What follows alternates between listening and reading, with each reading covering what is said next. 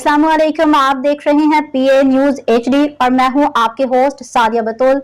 शामिल करते हैं आज की अहम खबरें। सिंध हुकूमत का यौम आज़ादी पे शानदार सजावट करने वालों के लिए इनाम का ऐलान।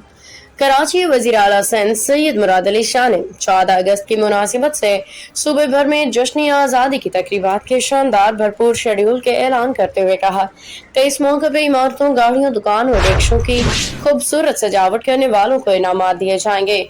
सिंध इंफॉर्मेशन डिपार्टमेंट के सोशल मीडिया सेल में प्रेस कॉन्फ्रेंस से खिताब करते हुए मुराद अली शाह ने बताया कि 1 अगस्त से शुरू होने वाली तकरीबात का मरकजी उन्वान मार्का हक होगा। उन्होंने कहा कि इस साल यौम आज़ादी की तकरीबात महज रिवायती रसूमात तक महदूद नहीं रहेंगी, बल्कि उनका मकसद जज्बा हुब्बुल वतनी को जला देना, सिंध की सकाफत को उजागर करना और इन अफराद की हौसला अफजाई करना है जिन्होंने हालिया सैलाब के बाद नई जिंदगी का आगाज किया।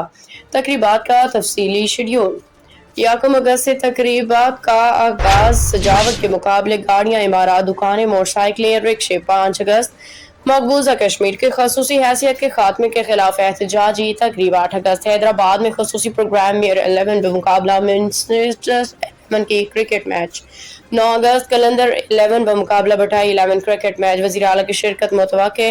मुलाकड़ा कुश्ती मुकाबला। कराची में कॉन्सर्ट।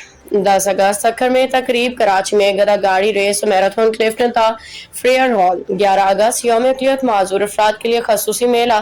13 अगस्त सी व्यूज से बूट बेसन तक सकाफती कश्ती फ्लोट। खवातीन की साइकिल रैली कराची था चुकंडी। 9 तक 11 अगस्त शाह अब्दुल लतीफ भटाई के उर्स में यौम आज़ादी की सरगर्मियों का इम्तिजाज। दीगर नुमाया सरगर्मियाँ सूबे भर में स्पोर्ट्स डिपार्टमेंट से के 114 मुकाबले। उड़ान पाकिस्तान फ्लैगशिप प्रोग्राम के ऐलानात।